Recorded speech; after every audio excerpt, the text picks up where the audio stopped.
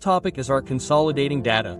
Data consolidation means taking data from multiple seats and combining it and putting it in one place so that we can summarize the information present in those seats. With this, we can compare the data present in multiple seats with each other and identify the relationship between them. Before consolidating the data, we have to make sure of some things. For example, the data type of the seats whose data we want to consolidate should match. The labels of the seats whose data we are consolidating should match. And we will make the first column the primary column on the basis of which the data will be consolidated. Now let us see how to consolidate the data. We will open the spreadsheet whose data we want to consolidate and create a new spreadsheet where the data will be consolidated. Then, from the main menu, click on Consolidate under Data. Now the Consolidate dialog box will open. Now let us go one by one in it. Look carefully. By default, the sum function will be selected in it. From this drop-down menu, you can also see the other functions and choose the required function. For now, let us keep it sum. Then, after that, there's the box for consolidate ranges. In this, we have to enter the ranges whose data we want to consolidate. So, by clicking on source data ranges, select the range in the sheet to how many rows and columns of data you want to consolidate. Then go to the second sheet and select its range and add it. Now let's go to sheet number 3 and copy results to it. In this, enter the address of the first cell of sheet 3 and enter the result of consolidation here. Now by clicking on the options below it, you will see these checkboxes: row labels, column labels, and link to source data. In this, select both row labels and column labels so that the data of both is consolidated. Now if you want to link the consolidated data to the source data, then check on link to source data. This will happen that as soon as the source data changes, the consolidated data will also change automatically. Finally, click on OK. Now let's read about groups and subtotals. By using the group option in LibreOffice Calc, you can group the selected rows or columns together. And then you can hide or unhide that group. Like, by selecting these 3 columns, we group them by going to data from the main menu. So now we can hide the data of these 3 columns and make it visible whenever we want. And talking about the subtotal tool, it automatically creates groups, on which we can then perform all operations like sum, average, count.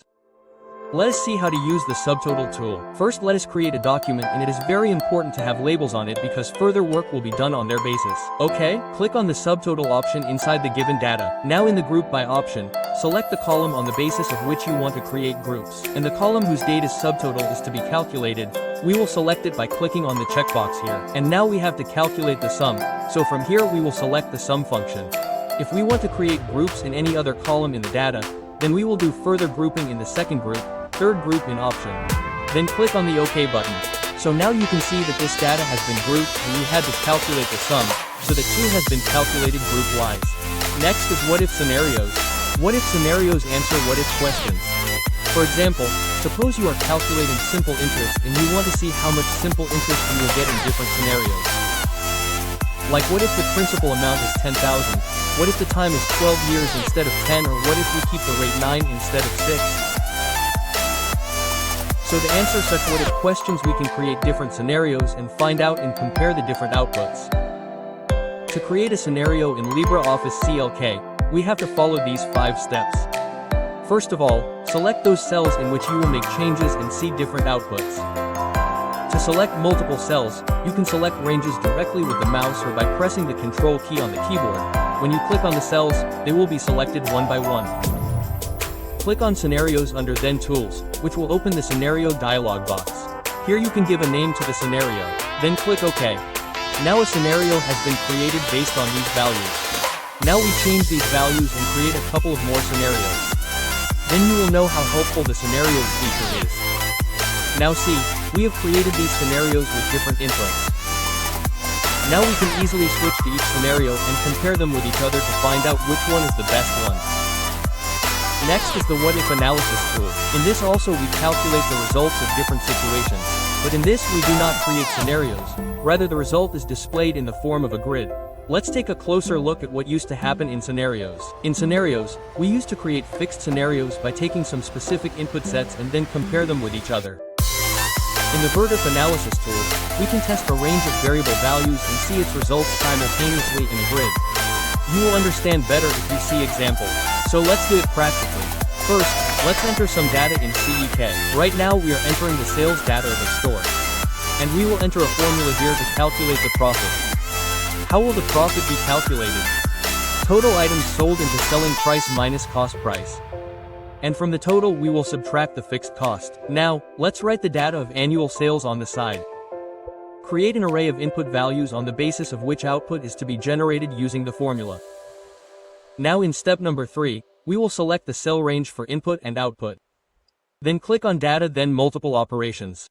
This will open the Multiple Operations dialog box. In this we first have to enter the address of the cell in which we have entered the formula.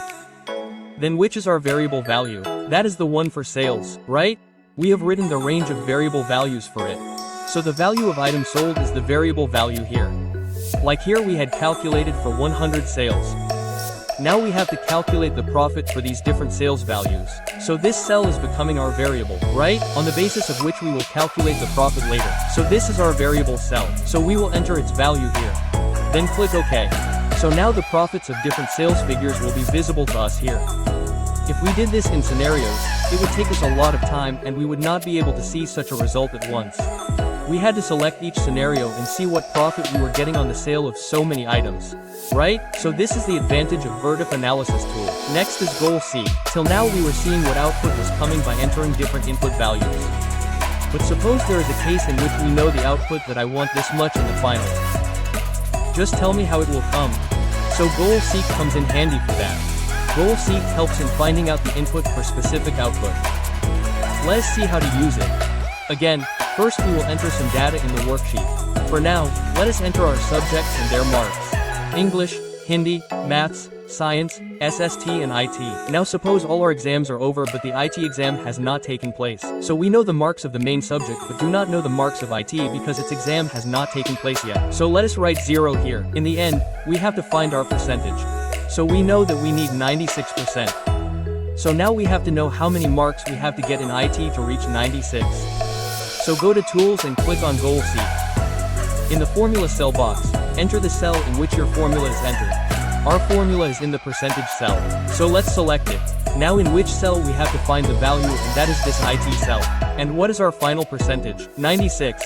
So let's see how many marks we have to get in IT for that. So look, Goal Seek has done its job. But the problem is that with Goal Seek we are able to find the value of only one cell. If we have to find the value of more than one cell, then for that we will have to use Solve. Solve is a more elaborate form of Goal Seek. Let's see how to use it. We will use Solve on the same data. Now we have to find out the marks of both Maths and IT, but how many marks we have to get to score 96. So let's write 00 in both of them for now. Go to Tools and click on Solve. Select the then target cell which is our percentage one. In this we need the value 96 and we will enter here the value of the cell which we want to change. Now we can apply conditions in their values. Like we think that we will not get more than 90 in Maths but we will get more than 70. So let's set less than and equal to 90 and greater than and equal to 70. And in IT we can get more than 95 but less than 100. So let's enter these conditions as well. So now it will tell us that look brother look you have to get these marks to get 96% in boards. So this is where our chapter ends. Next now let's read using macros in Spreadsheet. Many times we have to perform some repeated tasks in documents. Like the same formula has to be applied in a particular cell, in different sheets. Any specific formatting has to be applied in different sheets. So if we do this thing manually by repeating each step, then a lot of our time will be wasted in it. So that's why in this chapter we will learn to use macros so that we can do this repeated task in just one click. So the first topic is our recording a macro. A macro is a single instruction that executes a set of instructions. A macro is a single instruction that executes multiple instructions. Once we have recorded a set of instructions, then we can execute that macro multiple times. But by default the feature of Mac recording is turned off in LibreOffice. So first we have to enable it. To turn on Mac recording, click on Options in Tools. Then click on LibreOffice and then click on Advanced. Now look at the optional features. You will see two options which are not ticked. So we will click on Enable Mac Recording and I will enable the recording. Now if you click on Mac in Tools, you will see the option of Record Mac. Now before using this feature of Mac, let us know which are those actions which Mac does not record. The most important thing is that Mac works only in both CK and Writer. And it works in the same window where I have turned on the recording, not in another window. So if you are opening a window or switching windows, then those things are not recorded in Mac. And the actions which are not related to the content of the spreadsheet are also not recorded. So now after knowing this, let us try using Mac in reality. First of all, write some data in the spreadsheet. Then click on the option of Record Mac in Mac in Tools. Now take the actions that you want Mac to record. Like we want to record some formatting. Now click on Stop Recording. Now the basic Mac dialog box will open. Now to save the Mac in this, first select the object where you want to save the Mac. By default the name of the Mac will be main and it will be saved in the standard library. But you can change its name and can also change the location. Then click on Save button. Yes, while naming the Mac, you have to keep these three things in mind. First of all, the name of the macro will start with a letter and not with a number or special character. And you can add the number later. But no special characters. Out of the special characters, you can only use underscore. You cannot use $hashtag it and no space can be used in the name of the Mac. So now we have created the Mac and saved it. Now let's see how to use it. Running a macro is simple. Go to Tools and click on Run Mac in Mac. Now select the macro that you want to run here. Then click on Run. So the formatting that we just recorded will now be applied to this sheet as well. Next is creating and organizing a simple macro. So far we have learned how to record, store and run macros. Now let's talk about how to organize a macro. Step number 1 is to go to Tools and Mac. Then click on Organize Mac. Then click on LibreOffice Basic. Now a dialog box will open in LibreOffice Basic. Next in step number 2, now we will click on the Organizer option to open the Organizer dialog box in Basic. Now if you want to create a new library here, you can do that. Go to Library and click on New. Then a new library will be created. If you want to create a new module, go inside the module and click on New. This will create a new module. Now when you go to record and store the Mac, you will see these new libraries and modules in which you can save your Mac. Next is using Mac as a function. Suppose there is a situation in which you have to do repetitive calculations. You have to apply the same formula in different sheets or on different data, and there is no predefined function to do this task. So in such a situation we have to create a Mac ourselves which does repetitive calculations and saves our time. So first of all, enter the data on a sheet and save it. Then click on Macro under Tools. Then click on Organize Mac. And then click on Basic. This will open the Basic Mac dialog box. Now in this we will select the file that we had just saved and click on New. Now enter any name here. Then click on OK. Now inside this we will create a function which will perform repetitive calculation. So it starts with function and ends with function name. If you see its syntax then you will understand. Function then function name. After that there are two cases. Firstly, if the function is not taking any parameter as input then we will not write anything inside the bracket. Direct function name equal to the calculation which we want to display then end function. Now whenever we call this function wherever it will display the result of that calculation there. But if we have to write only the formula and we will input the value in the function later then we will write a variable here inside the bracket and we'll use the variable in the formula also. And we will store its result in the function name. We will write then end function. Now while calling the function, by giving the input of whatever value we want, we can apply the formula on it. And here our chapter on macros is completed. Next, let's read linking spreadsheet data. In this chapter we will learn to create multiple sheets in LibreOffice CLK and we'll see how to link the data of these multiple sheets. So first of all let's see how to create multiple sheets. On the bottom left corner you will see the currently active sheet and beside it there will be an add sheet sign. You can add another sheet by clicking on it. Or when you right-click on that sheet tab, you will see the option of Insert Sheet in the pop-up menu. There you will also see the options to rename and delete the sheet. You can also enter the sheet of an already existing file here. In the option of Insert Sheet, click on From File. Then click on Browse. Then select that file and from inside it select the sheet you want and click on OK. And lastly in the main menu, inside the sheet also you will get the option of Insert Sheet. You can add sheets from there as well. Next is Cell Reference. By referring to cells, we can use the values inside them without typing the value again and again. In a spreadsheet, every cell has an address which we use to refer to that cell. We can also use cell reference within the same sheet, and in a spreadsheet file, the cell of the first sheet can also be referred to in the second sheet. Suppose you have created two sheets of term 1 marks and term 2 marks. Now in the third sheet, you have to calculate the result for which you will need the marks of term 1 and term 2. Like the marks of term 1 of English are 90, marks of term 2 are 94. So in the result, we will refer to the cells of both these sheets. Now you can also say that why do you want to take cell reference? Just copy paste it directly. So the advantage of taking reference is that if in future we update the data of this cell, then the value will be automatically updated at the place where we took the cell reference. So let's see how to take reference. We need the value of term 1 and term 2 on this cell. So to get the value of term 1, equal to $2 then sheet name dot cell address. Now we have to add the marks of term 2 in it. So plus $sheet name dot cell address. Now the sum of these two will come here. Now what I was telling you that if you change the value of that cell, then see that value will be automatically updated here also. Now we have done this thing by using the keyboard. We can do the same thing with the mouse also. By the way, I have told you how to do the sum directly. So wait, first I will tell you an easy thing. To take the cell reference, select the cell and click on equal to on the full bar here. Then go to that sheet, click on the cell which you want to refer and tick here. Cell reference is done. That was it. The same had to be done from the keyboard as well. Equal to $sheet name dot cell address. Now see what I was telling you to do to sum. Select the cell, click on equal to in the then formula bar. Select the then sum function. Now select the cell of the marks of term 1. And now by pressing Ctrl or if you are on Mac then by pressing the command key, select the second cell. And see, the address of both of them has come here. Now if we click on this green tick, the sum will come. Okay? If you find this sum thing difficult then leave it. You must have understood the simple way to take the cell reference, right? Now see, if we need a cell reference from a file of another spreadsheet, then let us see how to do that. We have opened this file of a spreadsheet, and this was already open. So now there are two files. Now click on this cell, click on equal to in the then full bar. Now open the other file whose cell reference we want.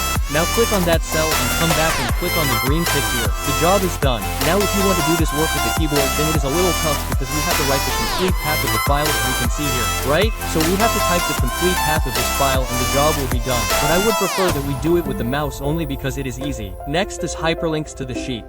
A hyperlink is a clickable link that takes us to another location in the spreadsheet or document, like a cell or a sheet or a file or another web page on the internet.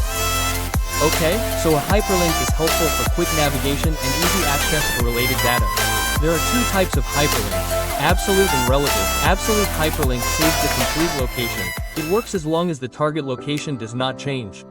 That is, it will work as long as the location of the file you want to go to is the same. On the other hand, a relative hyperlink does not have the complete address of the target location. It refers to the relative location that where the other file is located relative to the current file. If the relative location of these two files changes, then this link does not work. Suppose there are two files, File A and File B. File A has a hyperlink to the sheet of File B and now both these files are located inside the same folder.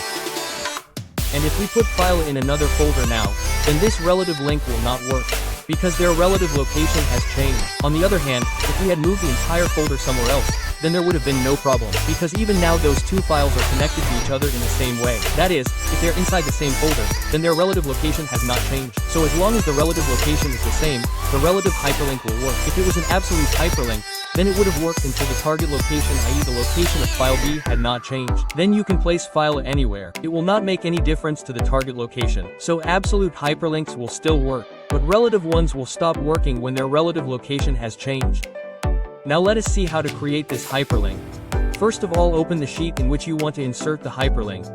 Then from the main menu click on Insert and then click on Hyperlink. Now the hyperlink dialog box will open. Now you can add the link of any internet web page in it. Like if we want to add readersvnu.com, then we will type it here. Now if you just click OK, then this direct link will start appearing in the document. But we want that readers venue text should appear in the document by clicking on which we will reach readersvnu.com. So for that, write readers venue in the text box here. So now when we press Ctrl and click on it, then this dialog box. Then browse and set its path here. Now you can also directly click OK. But again the same thing will happen, but the full link will be visible in the document. So let's set some text for it. And then if you click OK, its hyperlink will be inserted. Now to edit this hyperlink, place the cursor on the hyperlink and right-click. Then click on the option of Edit Hyperlink from the context menu. Then apply whatever changes you want to make and close the hyperlink window.